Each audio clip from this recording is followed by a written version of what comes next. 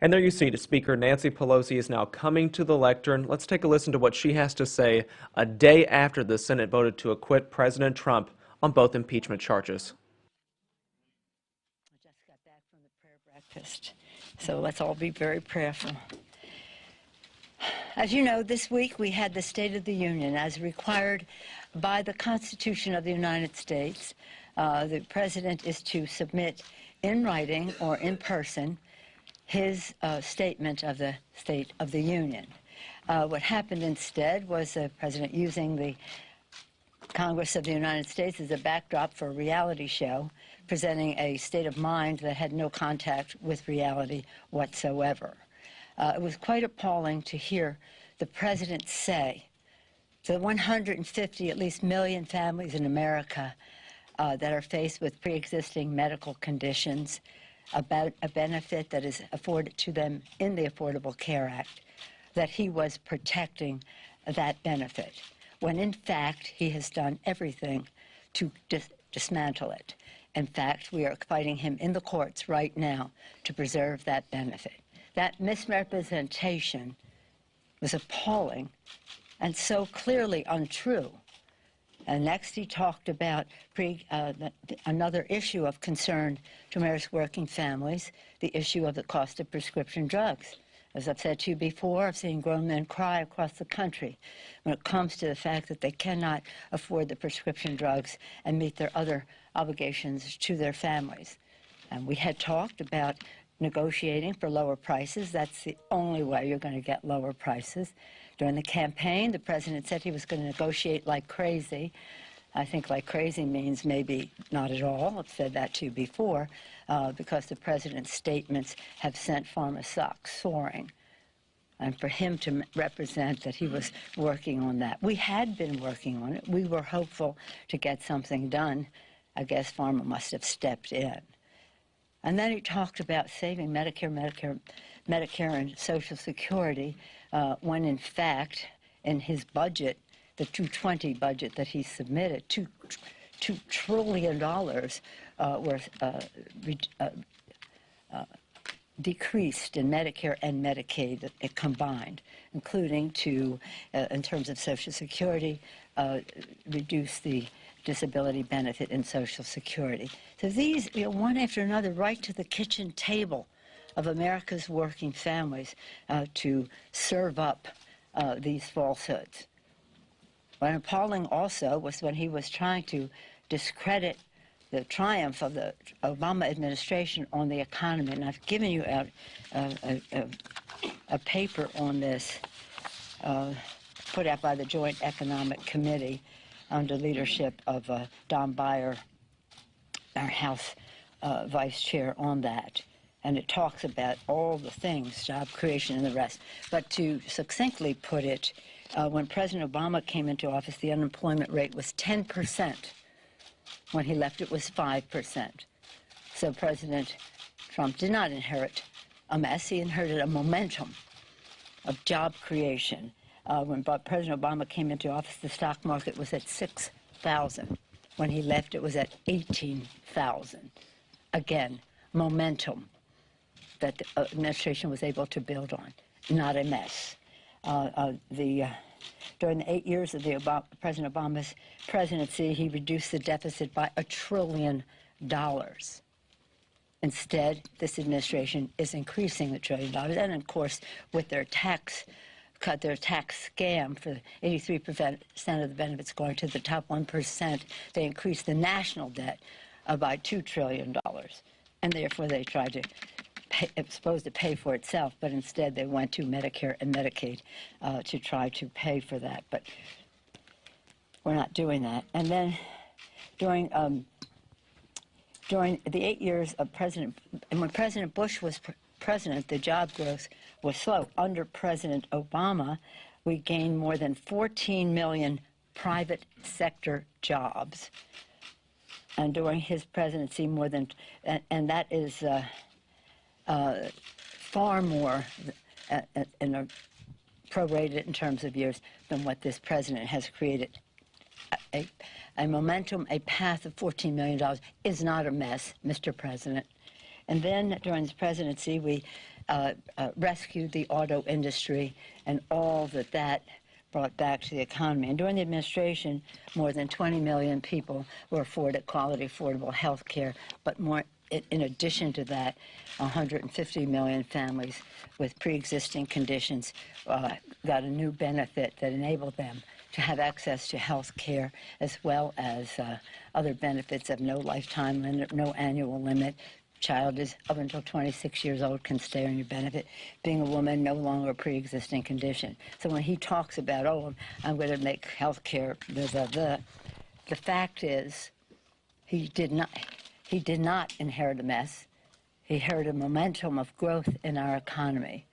And many more statistics are in what I hope you will read, because it was appalling to hear him try to take credit for something that and call what President Obama did a mess that he inherited, when in fact it was a great advantage to the country that President Obama's policies took us to that very positive place of growth and of job creation and deficit reduction. And I talk to my members and they have ideas. I always say, what does your idea do for growth, for creation of good paying jobs, and reducing the deficit? Let's see how it meets those standards. What the president has done is not that. And so for him to make it as if he did all this stuff and all the rest, he still hasn't even matched President Obama's growth in the stock market, if you call that a real measure of success. And in some respects, it's a good indicator, but it's not an indicator of what is happening at the kitchen tables of America's working families, where they're concerned about the fact that many of them have not received a raise in a very long time, that 40% of them could not find $500 for an emergency. The president goes on and saying, oh, we took many more, because of all my growth, many more people are not on food stamps. No, you kicked them off. And many more people are not taking advantage of this. No, you kicked them off. And that just isn't a fair thing to do in our economy. So it was, in my view, a manifesto of mistruths, of falsehoods, blatantly really dangerous to the well-being of the American people if they believed what he said. So again, we do not want the chamber of the House of Representatives to be used as a backdrop for one of his reality shows with unreality in his presentation. And by the way, a serious breach to start shouting 4 more years on the floor of the House. Totally inappropriate. We're very excited about how we're going forward to honor our promises to the American people. For the people, we're going to lower the cost of health care by lowering the cost of prescription drugs. And we're on our path with H.R. 3. You saw people holding up the H.R. 3. Maybe just 3 benefits from it people should know. That it will lower the cost of prescription drugs for them. It will also increase benefits in Medicare, dental, hearing, and vision, and the expansion of Medicare, which is the biggest expansion since its inception. That benefit will apply to not only Medicare, the reduction in cost will not only apply to Medicare, but to all of the insurance plans for prescription drugs. We're very excited about H.R. 3. Lower health care costs by lowering the cost of prescription drugs and protecting the pre-existing medical condition benefit. Secondly, bigger paychecks, building the infrastructure of America in a green, resilient way. We thought we were in a good place on both of those scores with the president, because we had negotiated with the White House on H.R. 3 until the president decided to go with pharma instead of with the American people.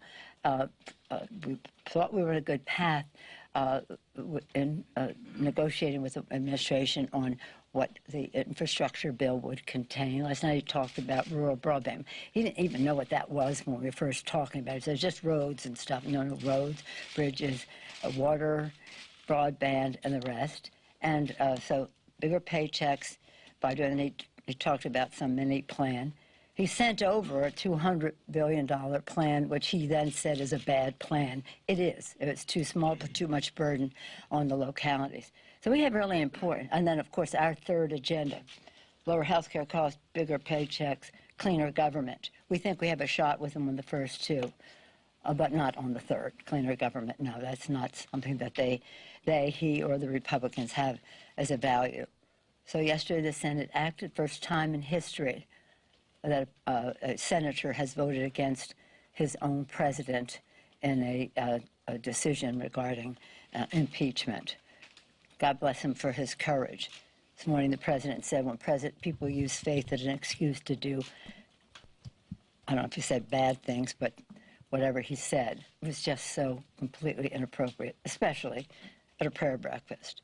So again, we will be expanding what we've talked about before about our infrastructure bill, surface transportation, water systems, broadband, rural broadband, urban desert broadband, very important to health, education, commerce, and the rest for our country. And then we'll go further with our initiatives on infrastructure for school construction and some housing initiatives and initiatives that relate to the needs of our veterans. We'll be unfolding some of that in the week ahead. So we continue to do our work. 275 or more bipartisan bills on Mitch McConnell's desk. The Grim Reaper has not taken any of them up. If he had one, I wish he would do, I have my bullet here, I wish he would do background check legislation, which would save lives. So it is an interesting time as we go forward. We'll also be taking up in the next week the ERA, the legislation related to the ERA, and there's a great deal of excitement across the country. You see what happened in Virginia, and we're hoping to move the date to include that new state in that number to promote women, especially in this year when we observe the 100th anniversary of women having the right to vote. I know what you're going to say, Chad. What happened to the 49ers? I'll ask that at the end. Yeah, but just when you're thinking of it, think about your own team, okay? Well, we're going to get the first round draft. Well, there's always that. There's always that. Any questions? Yes, ma'am. You just mentioned things like prescription drugs and infrastructure. Yes. What do you think is the likelihood of being able to work with President Trump on these things, given what at least appears to be a strained relationship between them? Well, we've had a strained relationship for a while, and we were able to keep government open and push back on his threats to shut down government if we didn't do this and we didn't do that, and that's right. And I was very proud of the work in a bipartisan way of our appropriators. Left to their own devices, you've heard me say, they can really work things out, and we did, and we pushed back on any threats of shutdown. So we worked together on that. We worked together on the U.S.-Mexico-Canada agreement.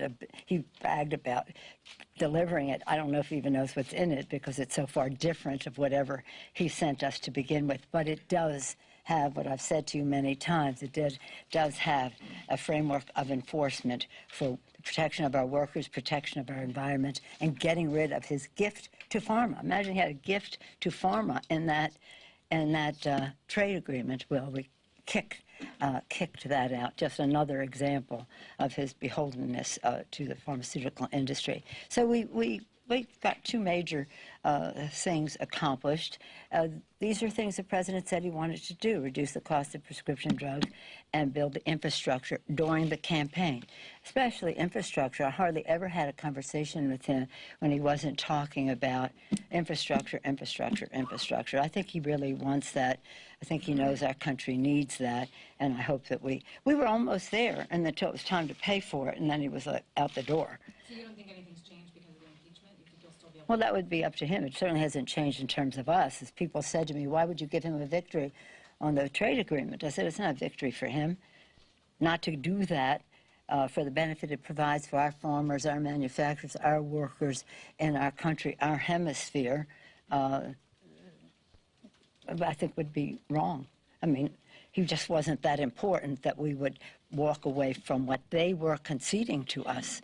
But they were conceding to us in that legislation. If we didn't get what we want, we couldn't go that path. But we did. Now, did we get everything? No, it was a negotiation. But it's a path to much better trade agreements, and I'm pleased we did it. Yes, Jan. Yeah. The White House Communications Director has indicated that the President, and maybe others with the administration, may want to have some payback for what the impeachment and what the Senate did here, when you hear that sort of language, and as we speak, the U.S. Capitol Police are investigating a suspicious substance in the office of Congressman Schiff. Oh, no. Well, I don't think that has anything to But do that with the said, White House. No. but when you hear that rhetoric from the White House and in these types of environments, I mean, what does that make you think? Well, let me just say that language is, first of all, the whole State of the Union was beneath the dignity of the White House, an insult to the Congress of the United States and the American people. So their language is nothing that surprises anyone. But they have to know that when the White House speaks, those words weigh a ton. And they are giving encouragement to people to do things. Just as, remember, Charlottesville, people were coming down that hill with tiki torches saying, the Jews will not replace us, the Jews will not replace us. And what was the president's statement? They're good people on both sides. Really? The Jews will not replace us and they're good people on both sides? So there's a mysterious view that they have about what their words, the weight their words carry. And there are people out there who, for whatever purpose, I know I'm constantly, I don't want to even go into the target that I am because of them, but I can't worry about that. But that was there even before them. Just working with President Obama stirred up some of those same people. But I mean, I would like to think that it had nothing to do with what the White House was saying, but I do think they should rein in their comments, because what they're saying is they're going to be payback to us for upholding the Constitution of the United States, for honoring the vision of our founders for a democracy, a republic if we can keep it, for something our men and women in uniform fight to protect our freedom, our Constitution, and the aspirations of our children that depend on living in a democracy that is unquestioned in terms of that, where we have freedom of the press to be guardians of that democracy. So, you know, I'm not very fond of commenting on anything they say, but if it's threatening, it's wrong. Madam Speaker, several members of the various House investigative committees have indicated that they would like to subpoena John Bolton. What's your position on that, and when should it happen? I want to first salute our managers. I think they did a magnificent job in presenting the case for our founders, for our Constitution, for our country. We could not have been better served. Each and every one of them did a magnificent job, and Adam Schiff's leadership was a blessing to our country. I'm proud of the work that the Senate did in terms of their response to all of this and their unanimous vote on the House Democrats in support of our Constitution. We are now, the Senate has spoken in terms of any punishment to the president. He's impeached forever, no matter what he says or whatever headlines he wants to carry around. You're impeached forever. You're never getting rid of that scar. And history will always record that you were impeached for undermining the security of our country, jeopardizing the integrity of our elections, and violating the Constitution of the United States. Our purpose in all of this, in addition to holding him accountable so he stops doing what he's doing and no future president thinks that she or he could have liberty to take us away from a republic, if you can keep it, to a Second Amendment enables me to do whatever I want. No, that's not what our Constitution is about. So we will continue to do our oversight to protect and defend the Constitution, which is three co-equal branches of government, each a check and balance on the other. And we have some cases in court now, McCann and taxes and that, and that will take time. We didn't need to have that come to a fruition because we had a strong enough case to impeach and remove. But those cases still exist. If there are others that we see as an opportunity, we'll make a judgment at that time. But we have no plans right now. Yes, ma'am.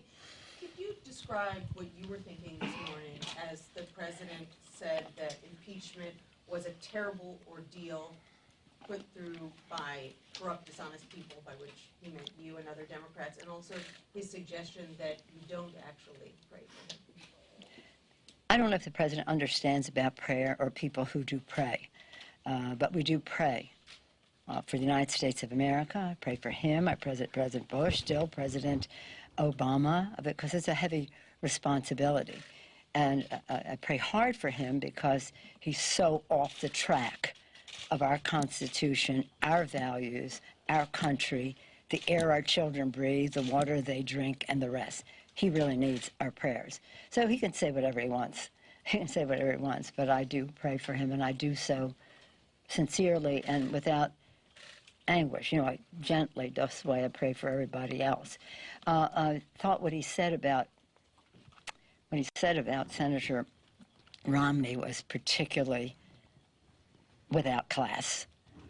What did he say? There's some people who use faith as an excuse to do the wrong things. You remember what he said about Romney? You got that there?